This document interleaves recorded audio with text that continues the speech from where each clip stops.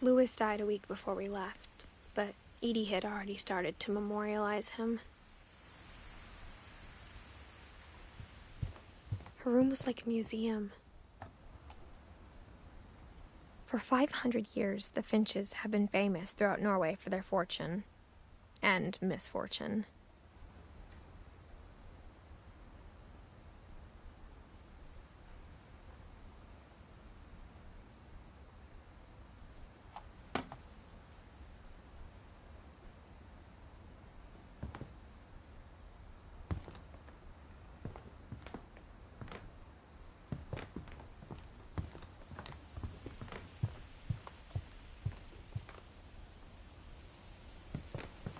One summer, they evacuated the island, but Edie refused to go. For a few weeks, she was a celebrity. Edie gave a big interview about a mole man living under the Finch house. My mom was furious.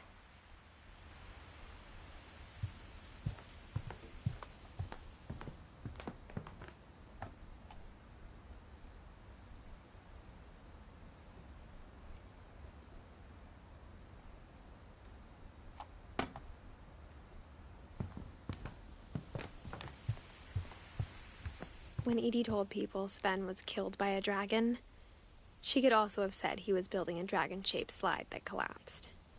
She could have, but she didn't. Even in her 90s, sometimes Edie seemed a lot younger than my mother.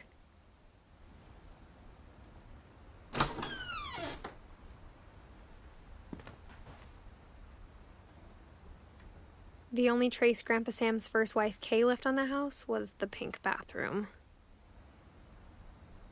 It was a pretty big trace.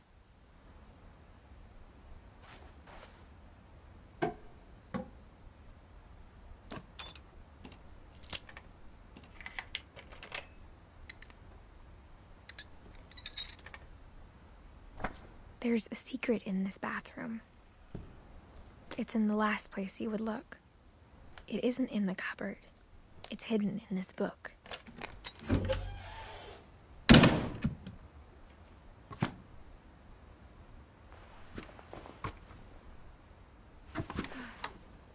Sven gave Sam an old camera he'd refurbished.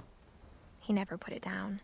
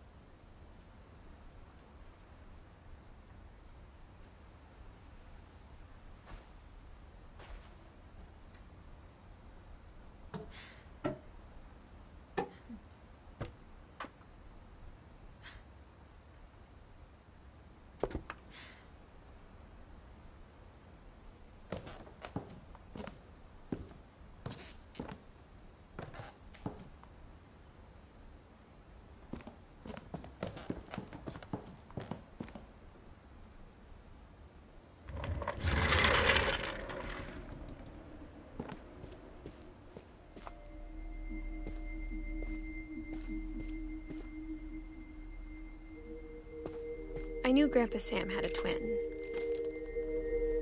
and that he never talked about him.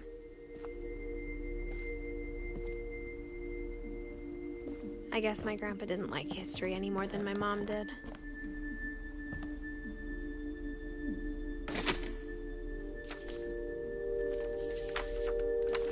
How I Want to Remember My Brother by Sam Finch. The thing I remember is that when he made up his mind, that was it.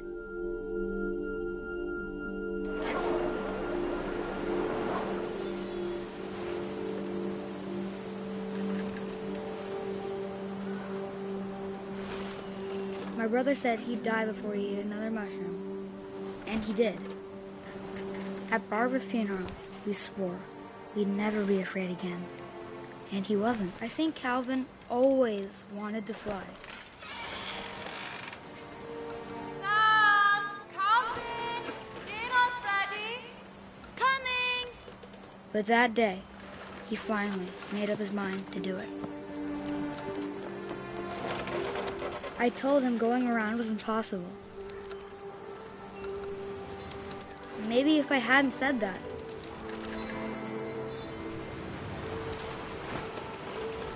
Calvin! I'm not gonna tell you again! maybe if the wind hadn't picked up, then maybe he'd still be here. But I doubt it. I think he'd already made up his mind. That's what I want to remember about my brother.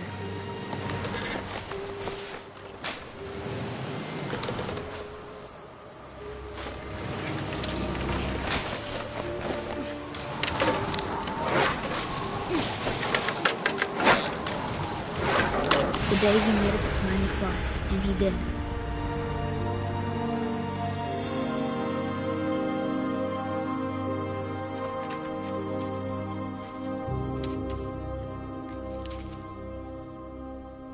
Calvin's story felt strangely familiar.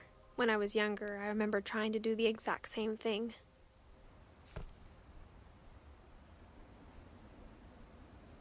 After the funeral, Edie roped off Calvin's half of the room.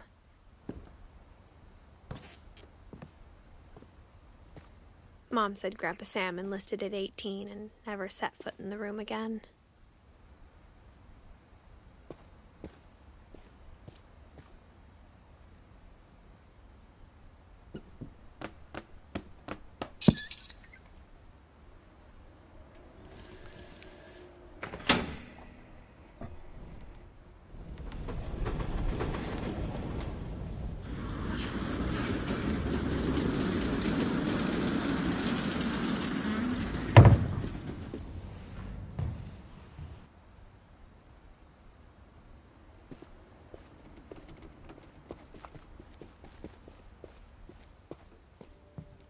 The passages were a pretty tight fit. They'd obviously been built for smaller hands and bellies.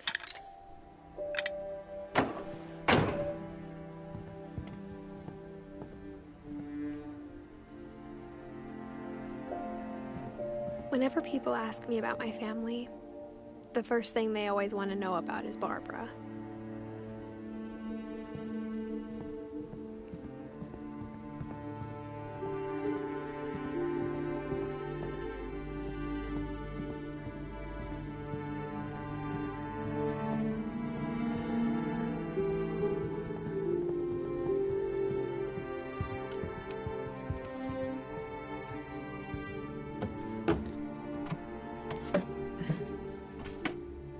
Growing up, I always thought of Barbara as a child star.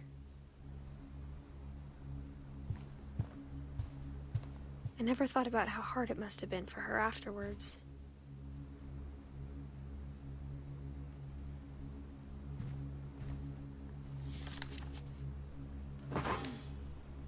Of all the stories people wrote about Barbara's death, I'm surprised Edie saved this one.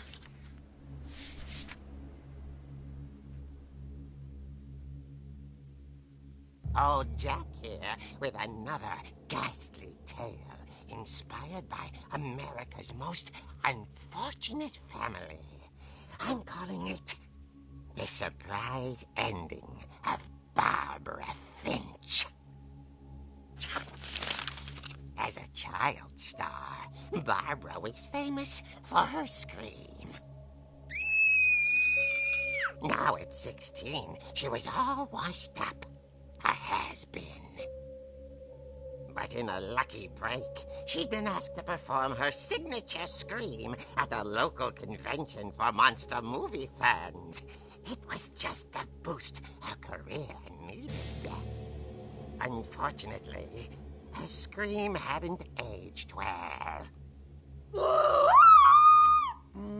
Getting better. I think you just need the right motivation. Her biggest fan and current boyfriend, Rick, was about to demonstrate when... Now that was a great scream. It was Barbara's father, Sven. He'd slipped into a table saw and had to be rushed to the emergency room. So Barbara got stuck babysitting her youngest brother, Walter.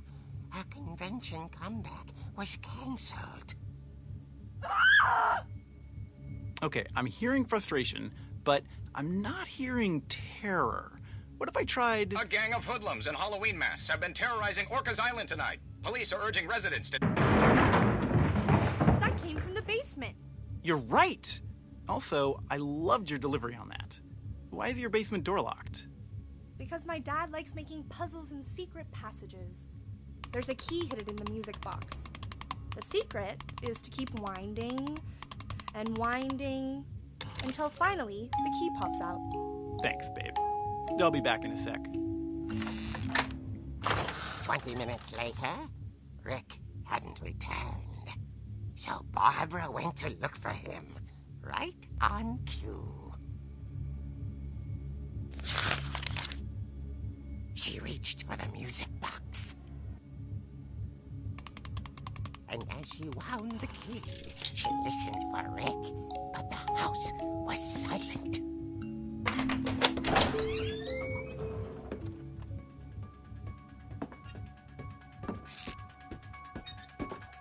She found Rick's crutch and imagined the worst.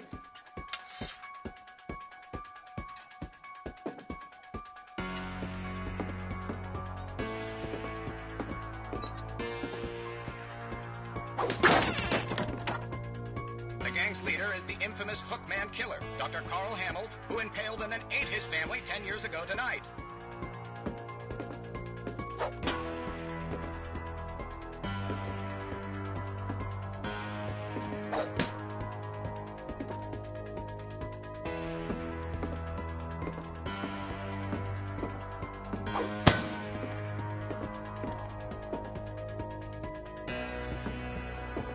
The old fridge rattled and grew still.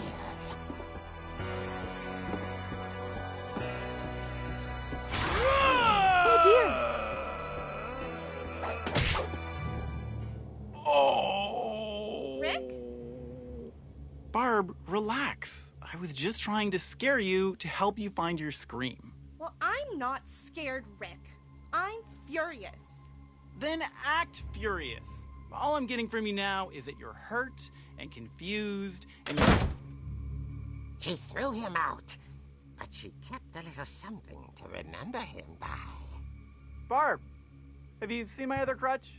And she was still holding it when she fell asleep watching the late picture show. Hours later... Barbara! Walter, what's going on up there? Ah! Okay, I'm coming up, but if this is a trick, you're dead, Walter.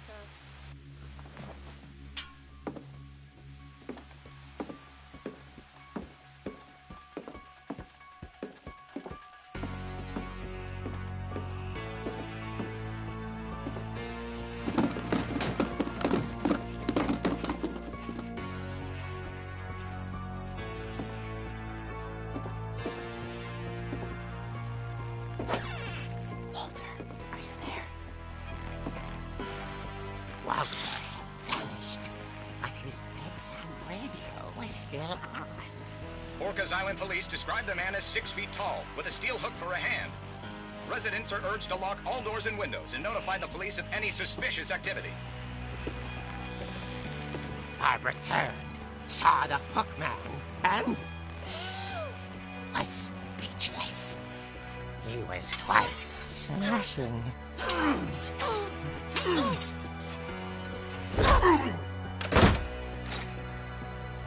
And he was. He couldn't get enough of Barbara. Okay, Barbara, there's gotta be another way out of here.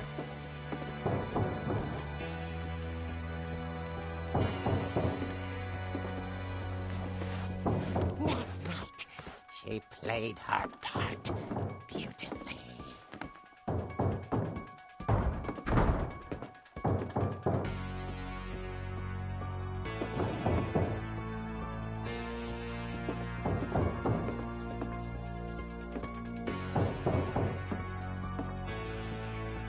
She thought about abandoning Walter, but just couldn't do it.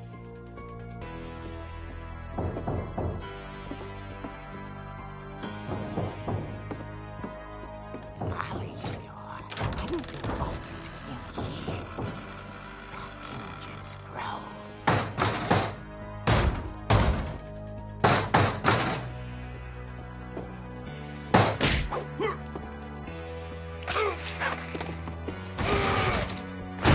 He wasn't moving, but she sensed the story might not be over yet.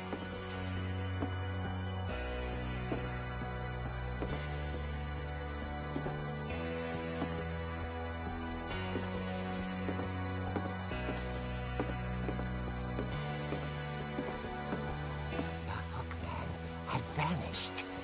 She listened for his breathing, but all she heard was...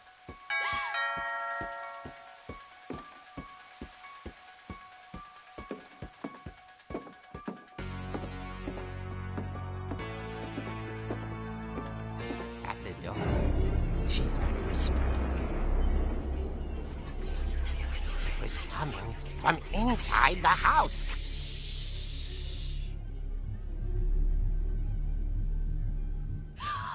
Oh dear.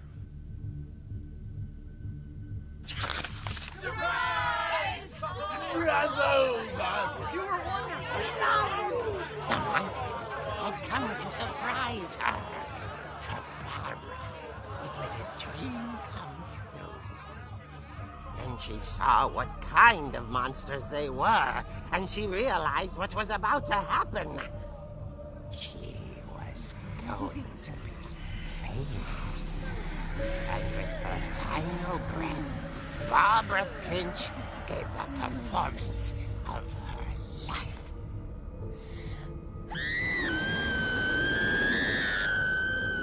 I wasn't there myself, but I hear Barbara was magnificent. Poor girl. She had a taste for stardom. But unfortunately, so did her fans. Of course, the police blamed it all on poor Rick, who disappeared the same night. And little Walter? Hiding under his bed the whole time. He took it all pretty hard, but that's another story. As for Barbara, tucked inside the music box is all they ever found of her. Her ear. Now that's what I call a real eerie tale.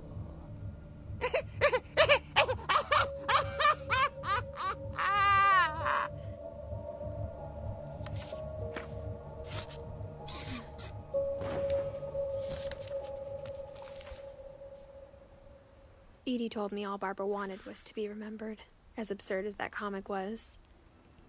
Maybe what Edie saw was a happy ending.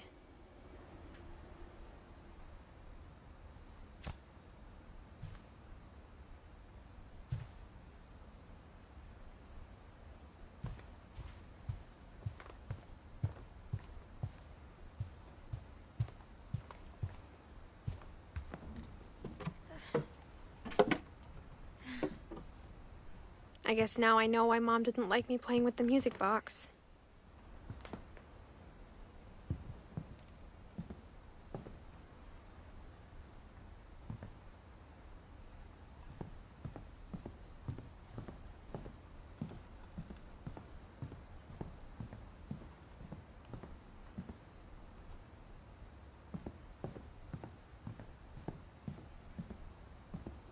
It's funny. All those times I played with the music box and never found the basement key.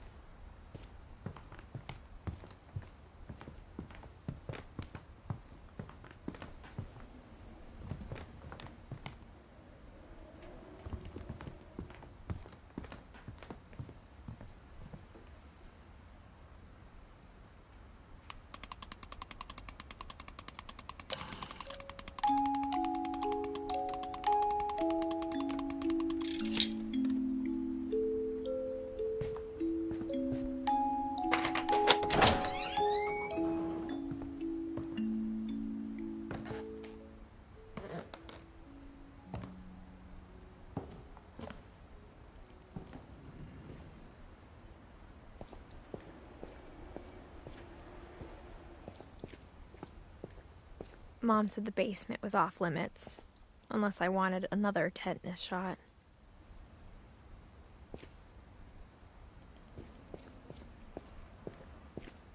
I saw Edie sneak down to the basement once, carrying packages. I thought maybe she was hiding presents.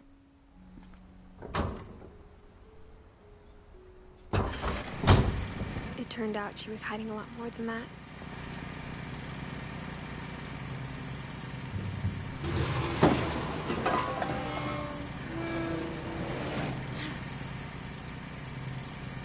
I remember asking Mom once about where Walter had gone. She said after Barbara died, he got as far away as he could. If there's a pattern in all these stories, I think it's that none of us has gotten very far.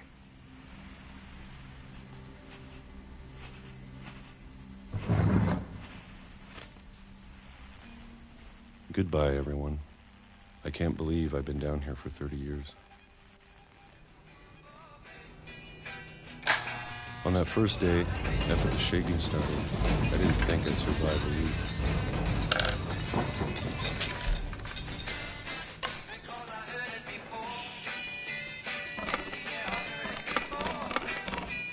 But after a few days, I settled into a routine. That's what kept me sane. Having a schedule, living for today. I always expected to be dead tomorrow. But if you wait long enough, you get used to anything.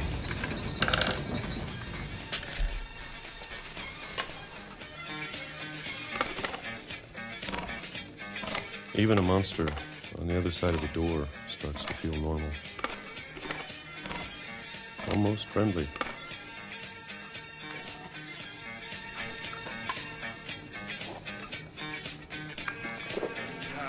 And then one day, everything just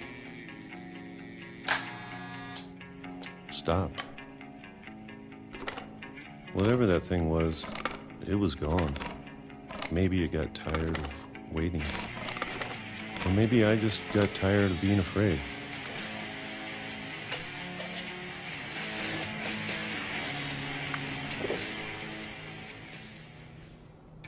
It's been a week now, the longest in 30 years.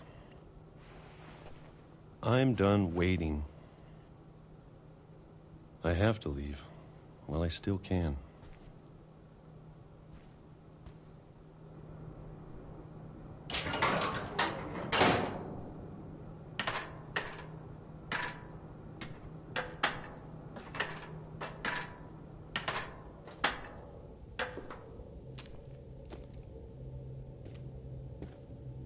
I know it's out there somewhere. Whatever killed Barbara and Molly and Calvin.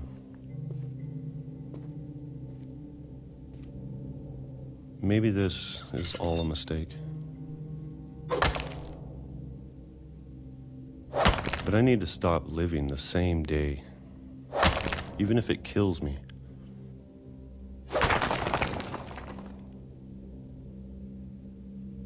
Whatever's out there, I want you to know I'm ready for it.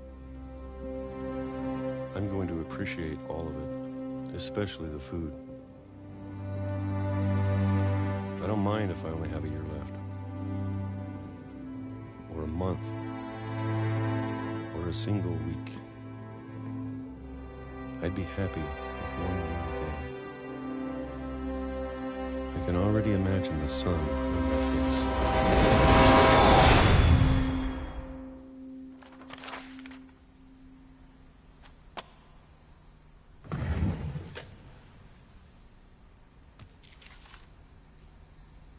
Walter died when I was 6. I can't believe my mom never told me he was down here. I'm sure my mom was trying to protect me.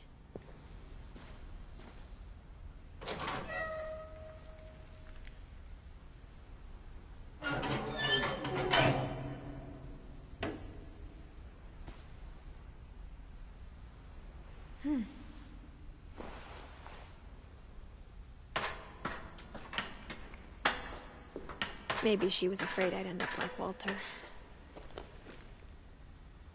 But if she never told me about an uncle under the house, I can only imagine what else she was hiding. I don't want to make the same mistakes she made.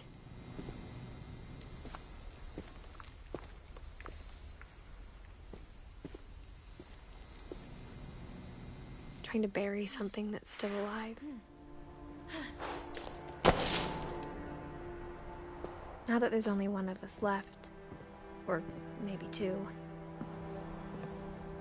I thought it was time I heard the stories for myself and found out what happened to everyone else.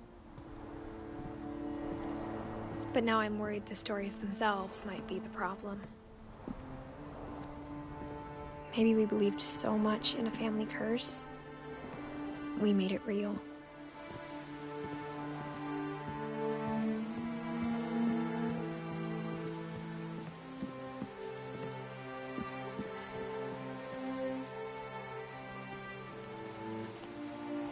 I don't know if I should even be writing this.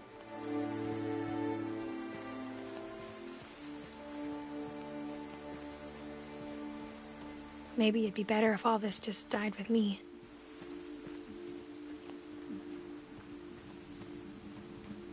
But I thought you should know about your family.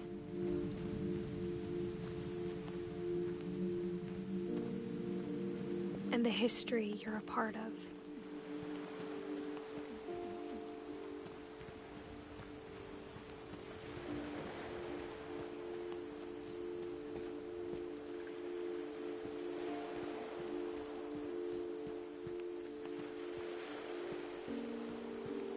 Though to be honest, I feel as lost as you probably do right now. I think the people in these stories believed them, for what that's worth.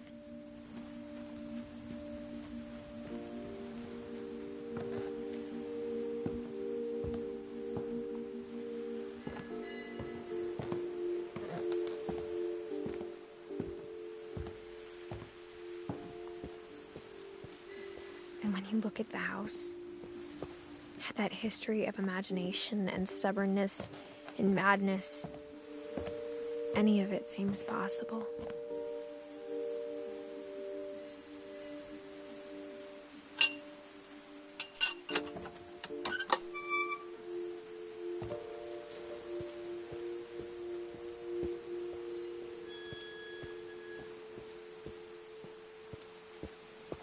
I think we've been surrounded by death for so long, we've just gotten used to it. What kind of family finishes building a cemetery before starting the house?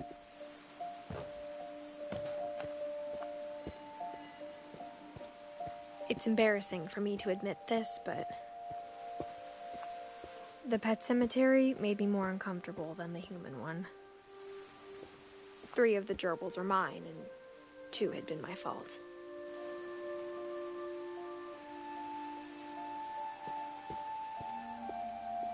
Sven built the house, but it was Edie who designed the cemetery.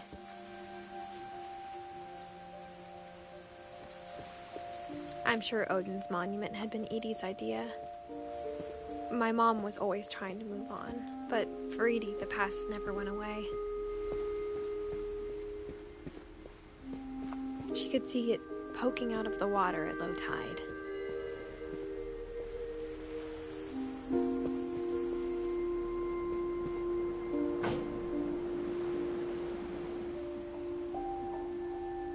Edie said she dreamed about the old house every night.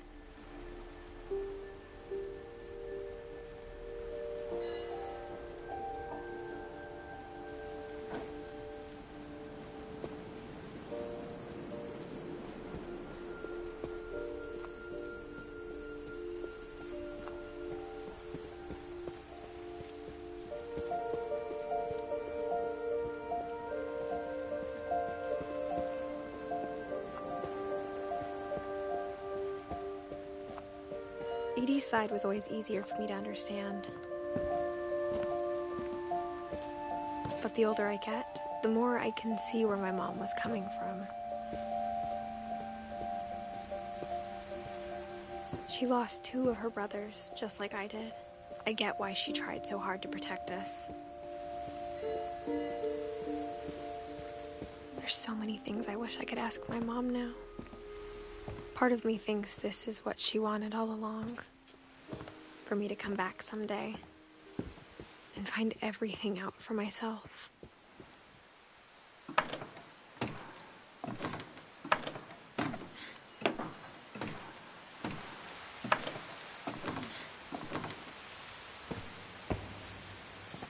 But looking back on it now,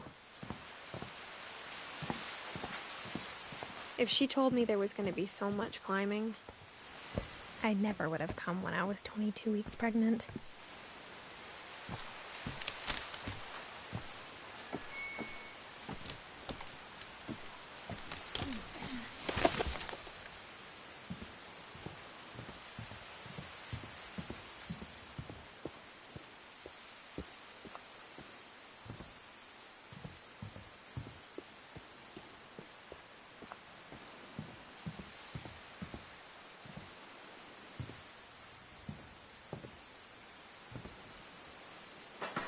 I never met Grandpa Sam, but I think he and my mom had a lot in common.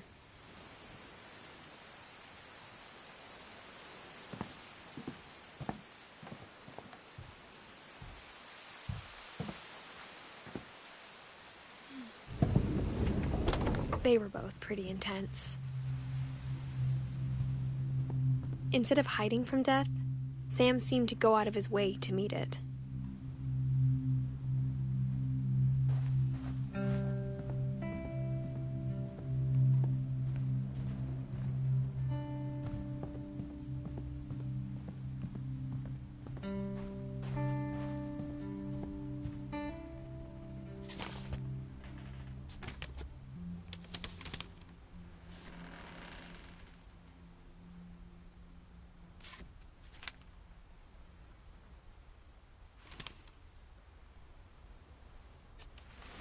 Dawn, I promise, you'll never forget this weekend.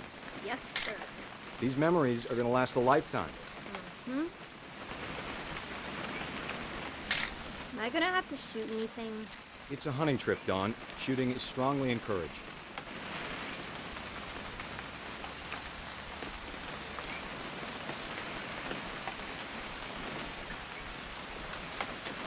What? Perfect. It's gonna rain the whole weekend, isn't it?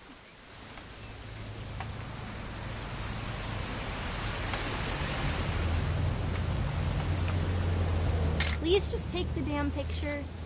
Hey, language. Did you want to get a picture of me or what? I will never forget this weekend, Dad. Okay, got it. I'm gonna take some pictures, okay? Just be careful. That camera's older than you are. Aw.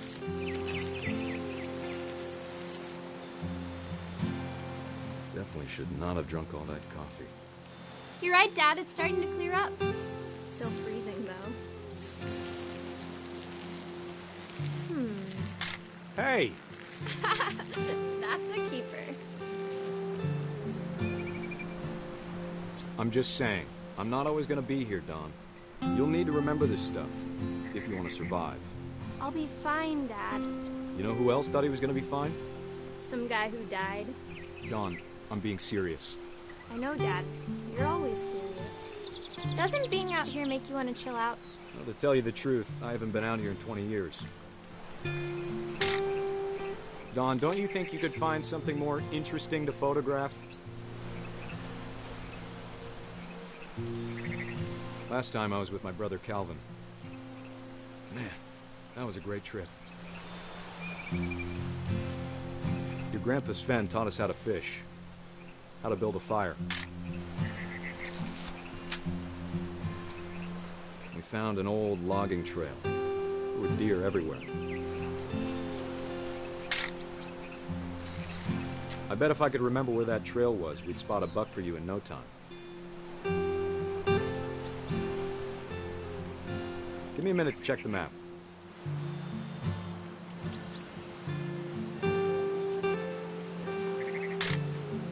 You don't need to waste any more film on me, kiddo.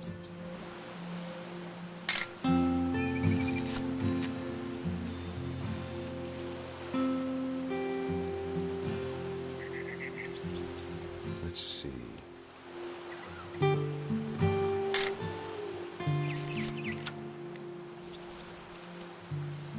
Dad! Good eyes, Don.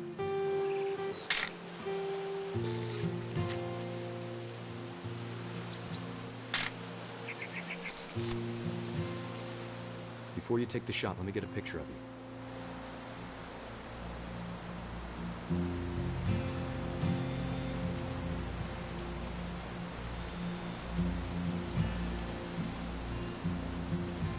Dad, Let me get behind you. do I have to do this? Don, you don't have to do anything. But if you want to survive, you'll need to be strong.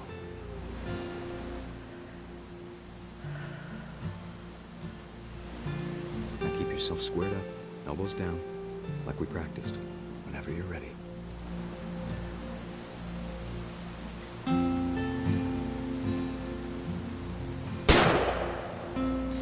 Great shot, Don!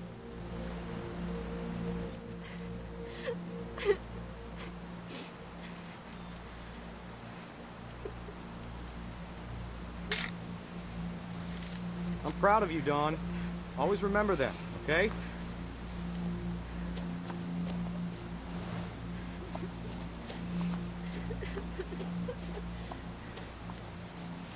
Sorry, Don. Just gotta reset the timer.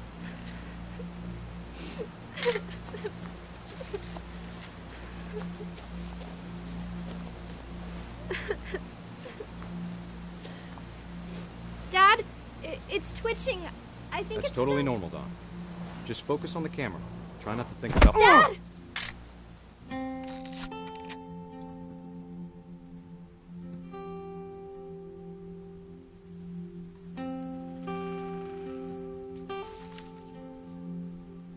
Of all these stories, that's the one I wish most that my mom had told me. Sam spent his life shooting photos, but Mom said he got nervous being in front of the camera. I guess we're all afraid of something.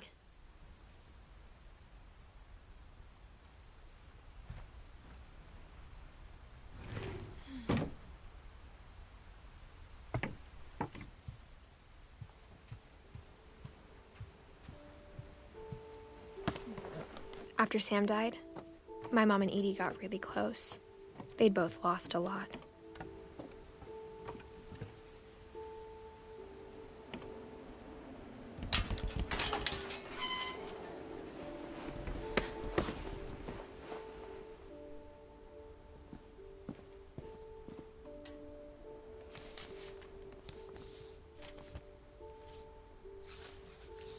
Dear Kay, do you remember the way Gregory used to laugh when he thought he was alone?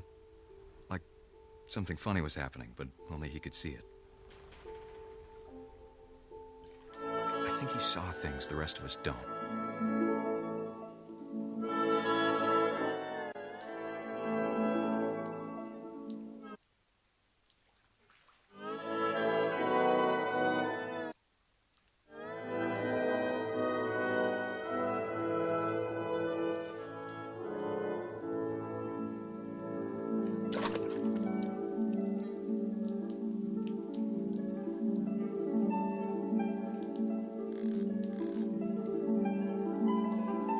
Time's over, Gregory. It's time to... Hold on, sweetie. Hello? Sam, I told you I don't want to talk right now. I wonder what he saw.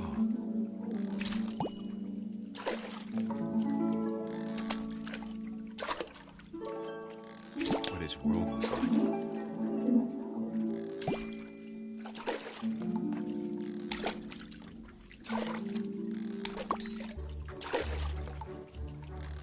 He reminded me so much of Calvin.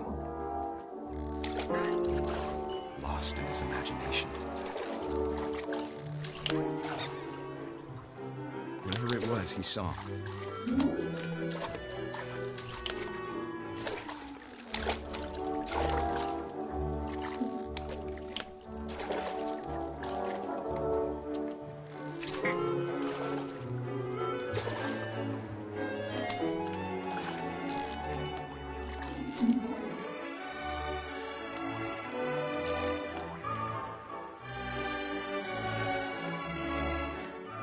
It sure made him happy.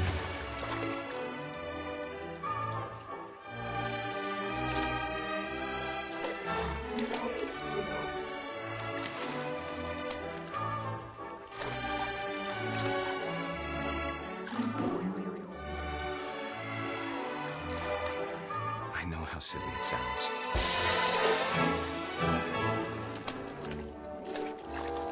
That I worried about a baby being too happy. But I could feel him slipping away. Sorry about that, Gregory. I know you did everything you could. Maybe if I hadn't called that night.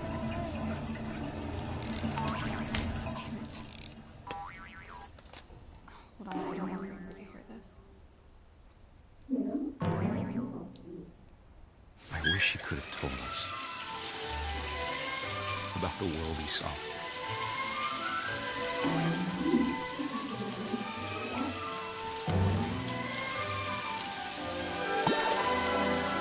There's so much I don't understand about Gregory, about everything.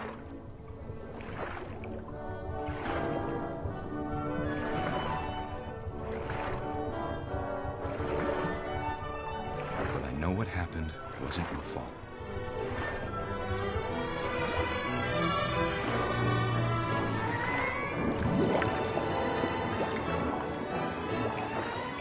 I'm sure he's happy. And he'd want me to be happy too. Good luck, Kay. Love, Sam.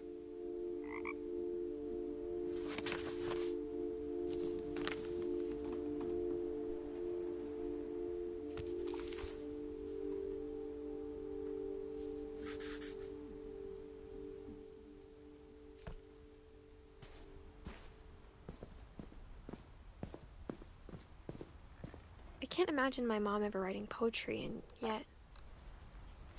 A poem for Gus, who always said the wedding was a bad idea. Our father never hit us kids, at least not very hard, before the day my brother said with teenage disregard that he'd be dead before he'd see a wedding in our yard.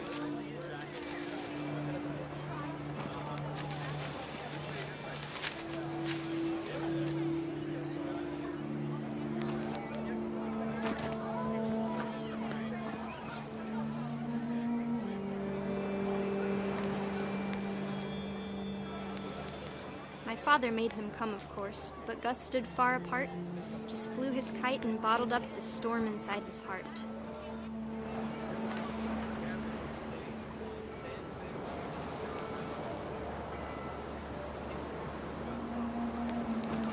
I tried to talk him out of it, but though he'd never met her, "We don't need a stepmom," were the words that I now remember. pronounce you husband and wife.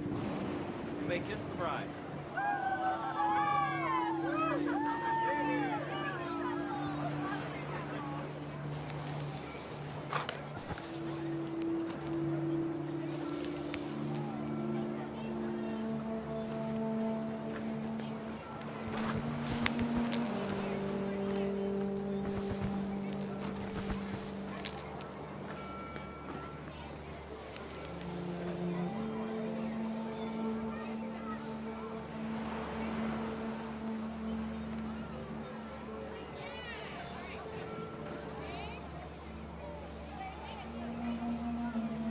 When the time for photos came, Dad ordered him to come here. But Gus declined, and as a sign held up his middle finger.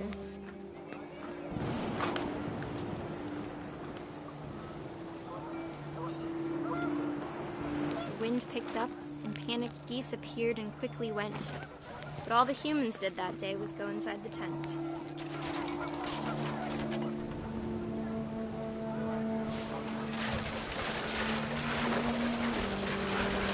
The rain came down in buckets then, but no one seemed afraid that nature might destroy the tent our dad had crudely made.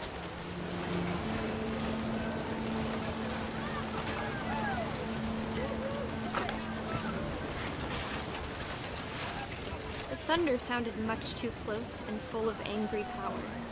But all my father said to this was, "Make the music louder."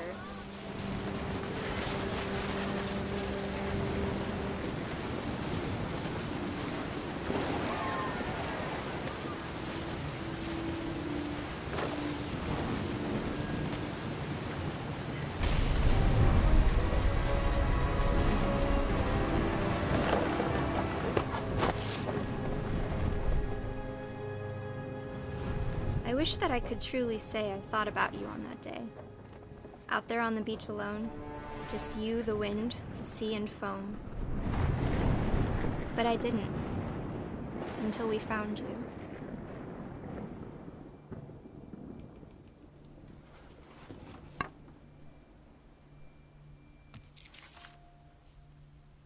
She never talked about him, but Mom told me once if I was a boy, they were going to name me Gus.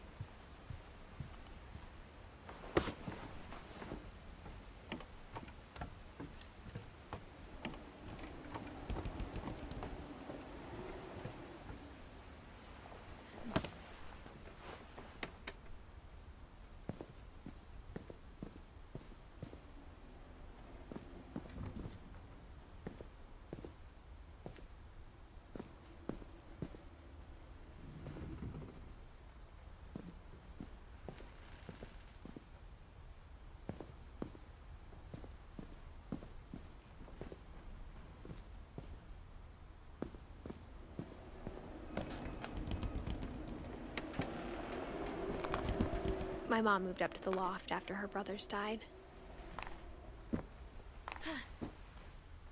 At the time, it was as far away as she could get.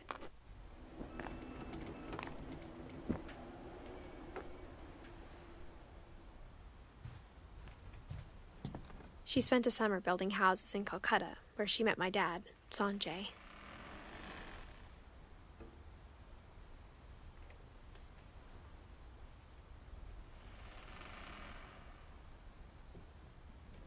Religion was another thing my mom never talked about, but I think it helped her a lot after her dad died.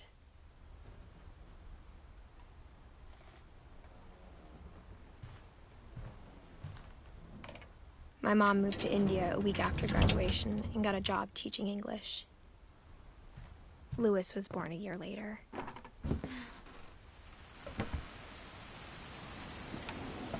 When my dad died, I don't think Mom knew where else to go. I'm sure Edie was happy to have her back.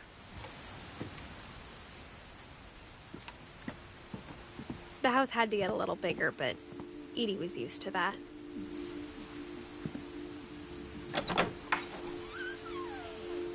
And for a while, Things were good. Almost normal. But it didn't last.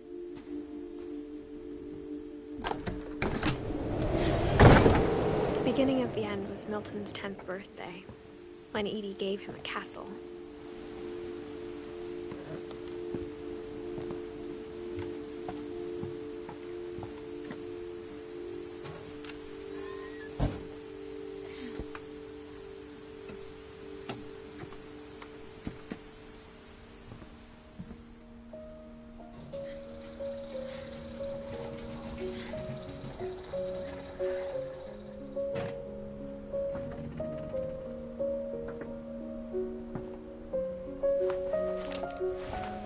Milton Finch in The Magic Paintbrush.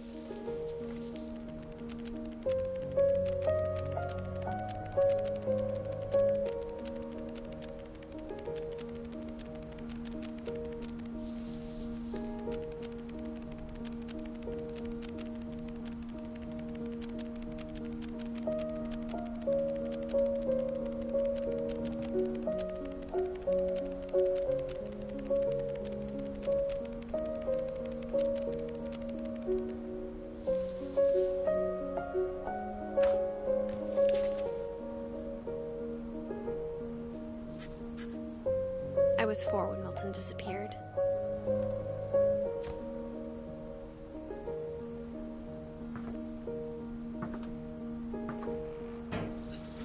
Mom spent months searching for my brother. Then she sealed the doors.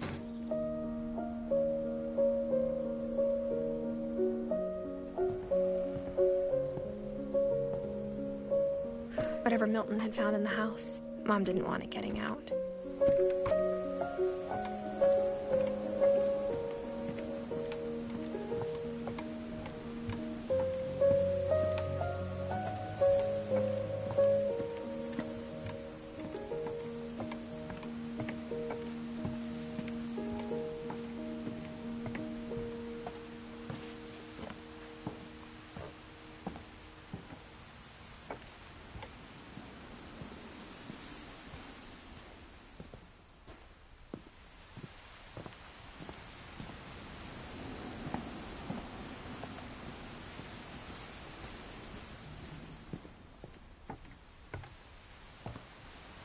Mom definitely blamed Edie, but I think Louis blamed himself. After he graduated, he just spent more and more time in his room, until Mom got him a job at the cannery.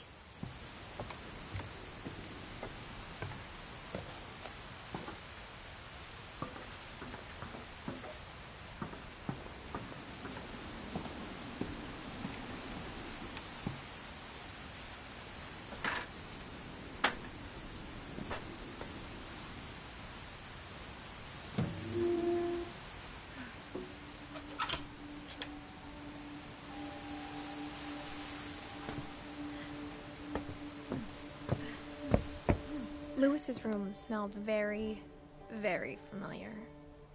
That part of him lived on.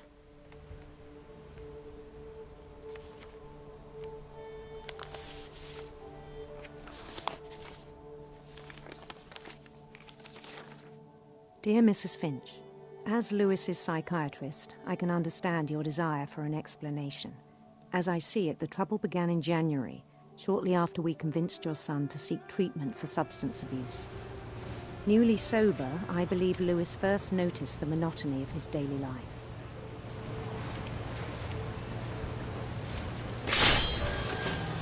He kept working at the cannery, but he withdrew part of himself. In our sessions, I saw the same behavior. His mind began to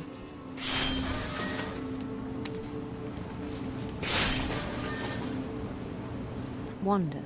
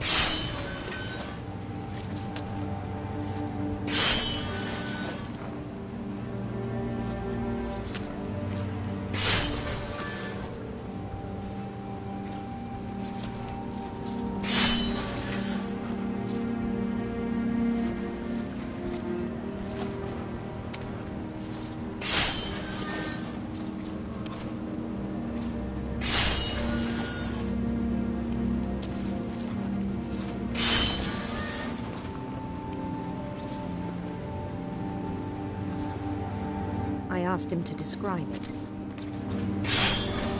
He said he started small, imagining a labyrinth. He'd feel his way about.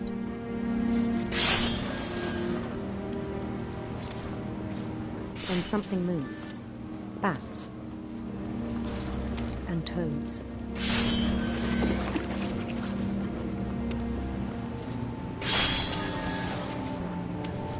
And things that have not names.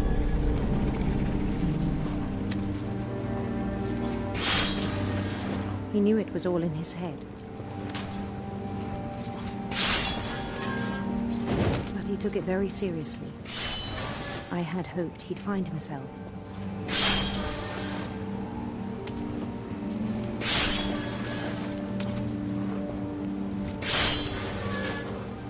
But he found something more. I worried about him then.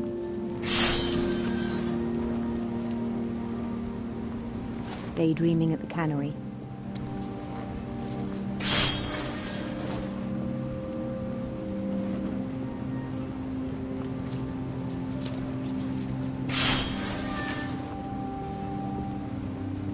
I spoke with his boss. But he said Lewis had become a model employee.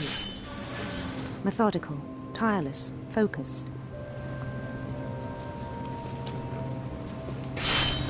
Like a whole new Lewis. So I let him go on.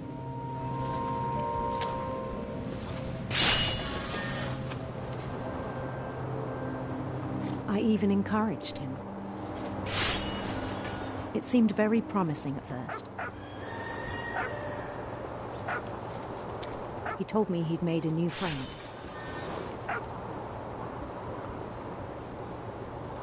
On the edge of a city he named Lewis Topia. He built the city up slowly, brick by brick. Then he made musicians.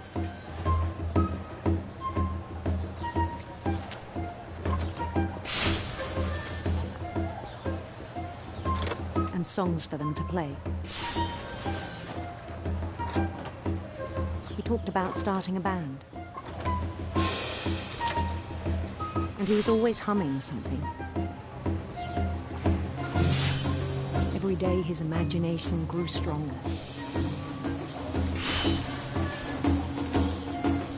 He no longer spoke at the cannery. But his chopping was as reliable as ever.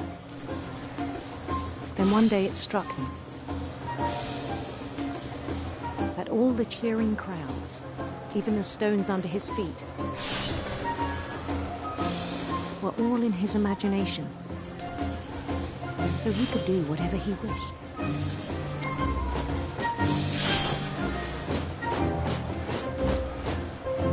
He held an election for mayor,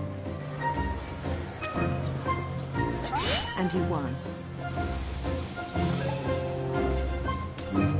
They begged him to stay, but his mind was already wandering. It became a game for him.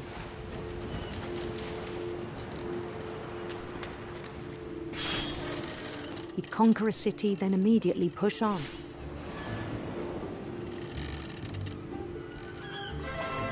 New Louisville.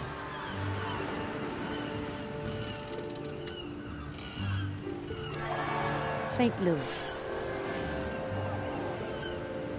He started drifting away from our reality.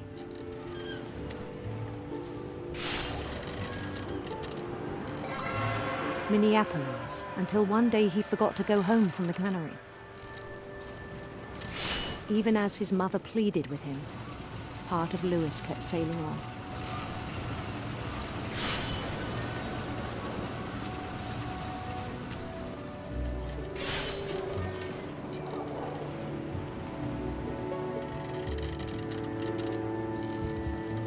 In Lewisburg, he heard rumors of a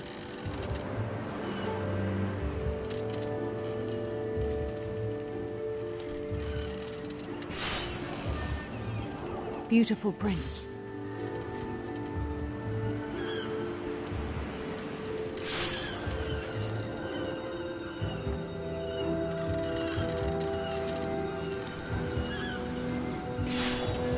The prince was on his own quest for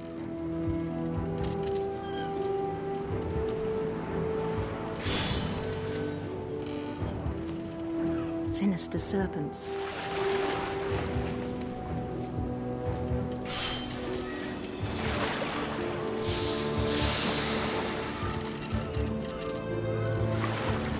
He followed the sound of his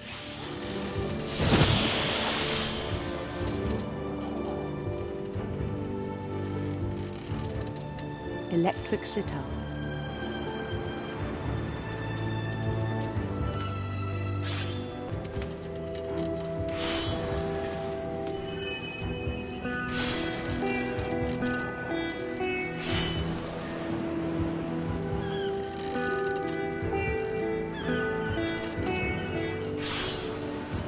His chase led him to a golden palace east of the sun and west of the moon. Even then, his logic remained sound.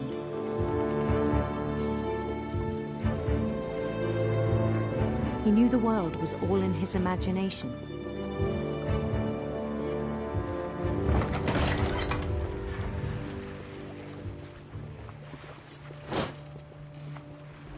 But he was so proud of having created it. In his own eyes, he'd become something greater than a king.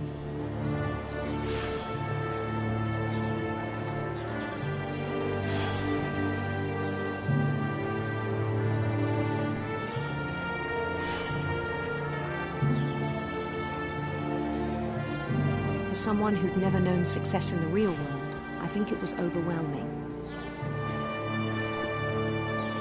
And then it struck him that the real Lewis was not the one chopping salmon, but the one climbing the steps of a golden palace.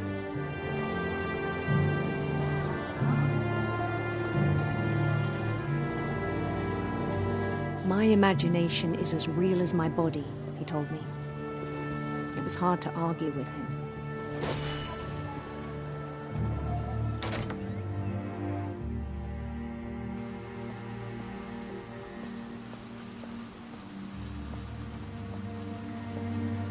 Began to forget the world we know.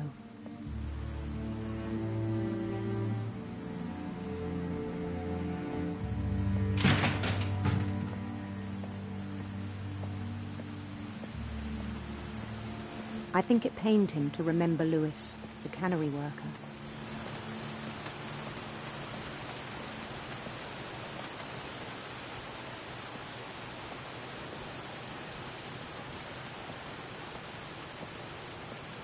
He began to despise the man with a royal contempt.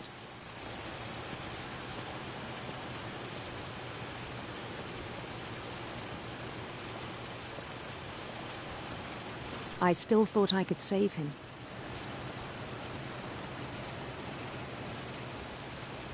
Even after he said he was being crowned king over all the lands of wonder.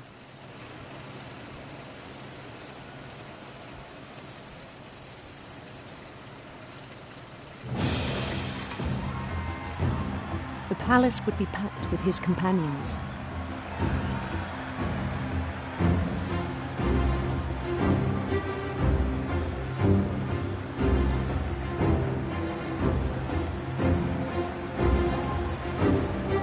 Including the wise Calico who'd insisted on advising him.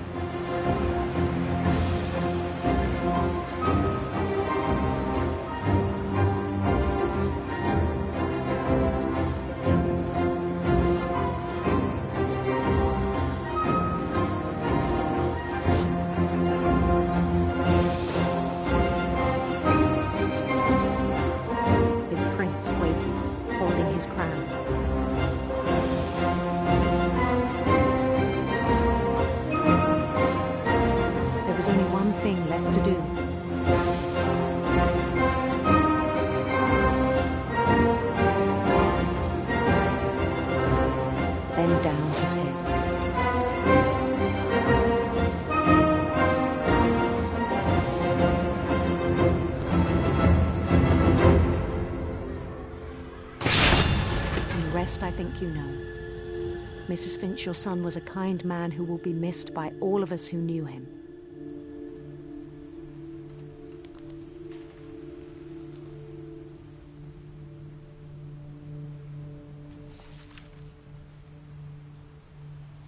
My brother was really cool.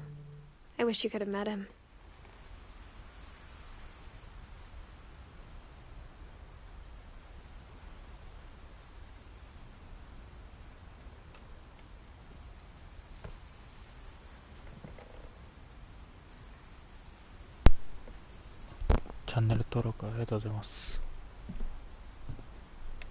Lewis and I spent a lot of time playing games together, but he was surprisingly bad at them.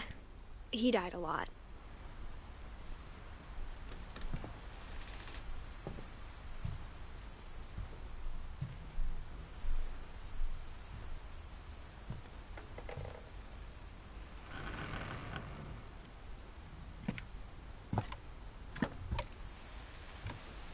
On the way back from Lewis's funeral, my mom told me to start packing. She waited until the day before we left to tell Edie. I'm not sure if she wanted to make it easier or harder.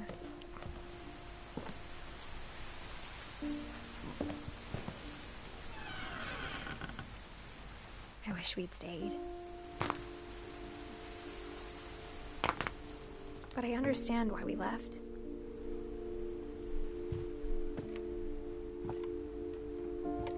What happened that night had been coming for a long time. Maybe it should have come sooner.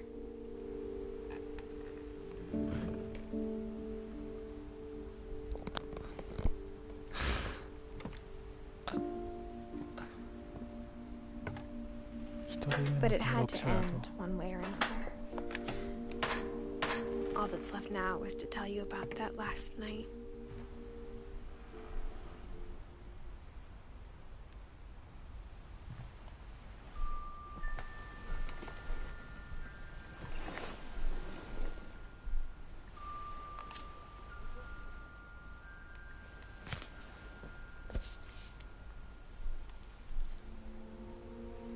That whole last day, Edie just watched us pack and didn't say a word.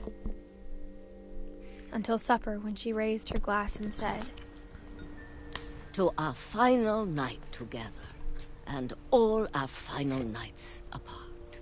Grandma, you know what I said about alcohol. Some of your medications are very Edith, specific. I left a present for you.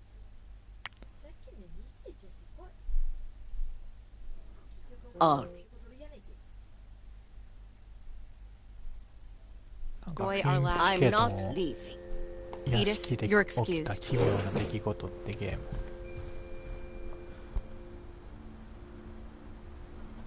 PS プラスにあるよ今。The power had been shut off that morning, but Edie always had plenty of candles. てか聞こえてるこれ。When my mom sailed the library, I don't think she knew about the other entrance.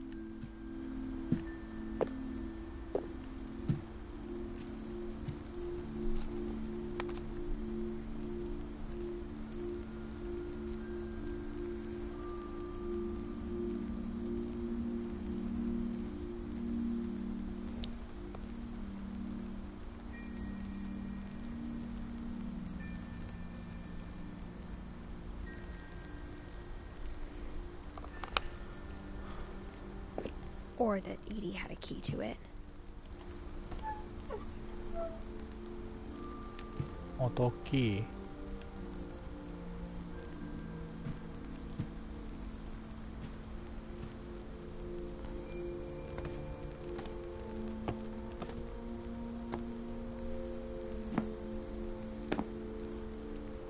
That thing you're afraid of isn't going to end when you leave the house.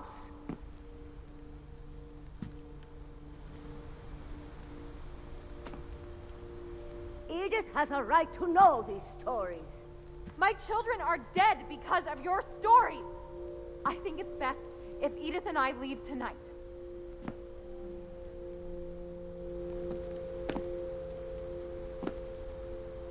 We'll have the nursing home send a van for you in the morning. OK だ。こんなバイオしたかったけど、誰もいないから怖い。Dear Edith, there's so many stories I wish I could tell you, but there's only time for one. This is about what happened on the night you were born. That night, The tide went way, way out.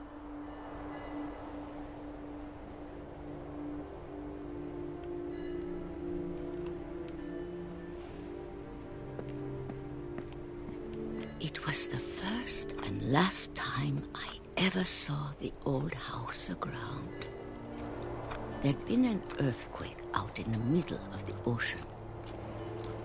They called it the lowest tide in 1,000 years. God, it smelled awful.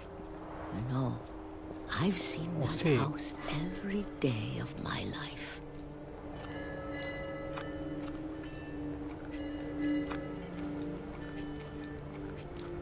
But I never thought I'd go back to it. When the fog rolled in, I lost my way.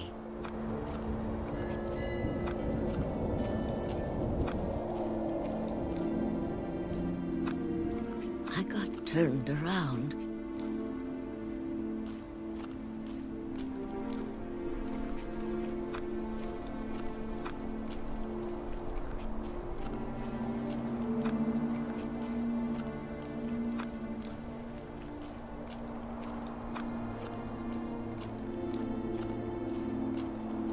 For a while, I wandered.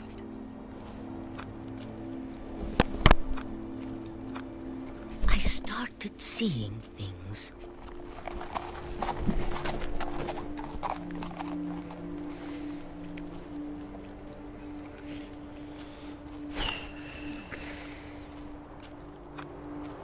Things I'd forgotten had ever existed.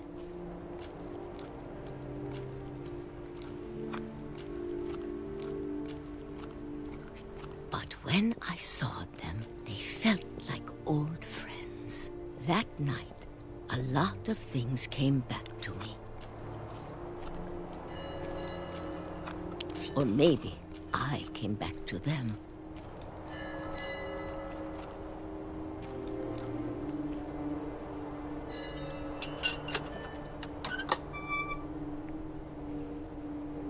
Things I can't explain. But that I need you to try and... Edith, what are you doing in here? It's mine. Edith! Mom, you're gonna rip it! Let go! I kicked and screamed, but Mom dragged me to the car.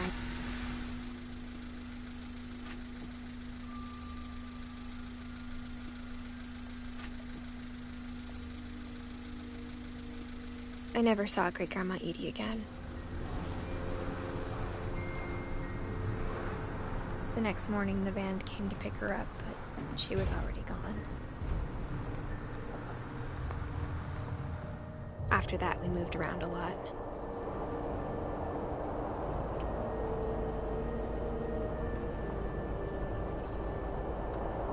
We both tried to make the best of it.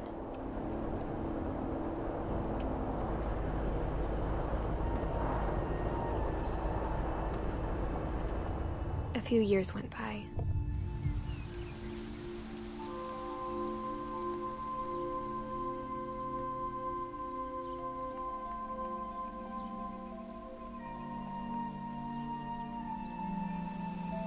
My mom didn't like to talk about it, but she started getting sick a lot. The rest happened pretty quickly.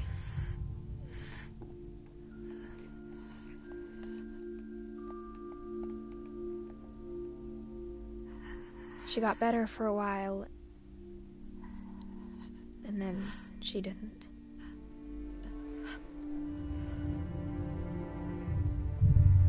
And then I was alone.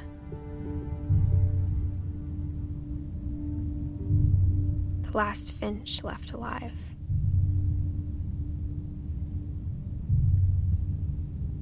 Until I found out about you.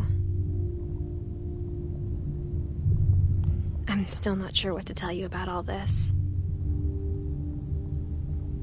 If we lived forever, maybe we'd have time to understand things. But as it is, I think the best we can do is try to open our eyes. And appreciate how strange and brief all of this is.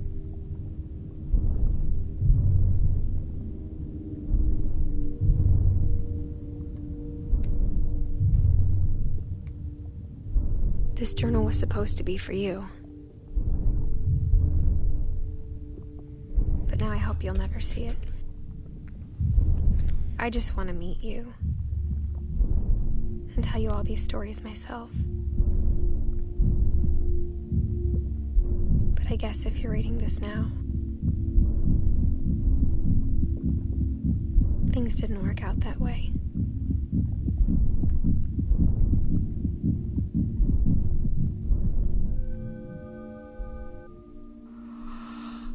This is where your story begins. I'm sorry I won't be there to see it. It's a lot to ask, but I don't want you to be sad that I'm gone.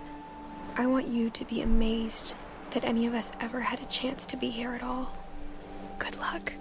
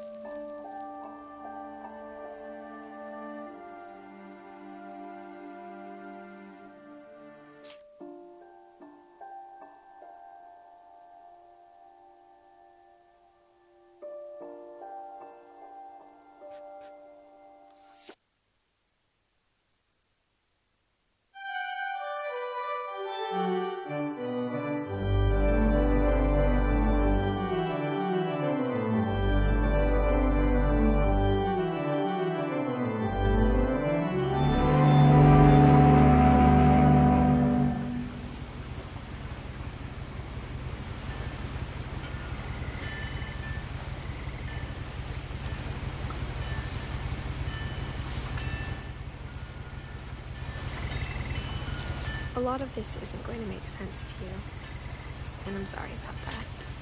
I'm just going to start at the beginning, with the house.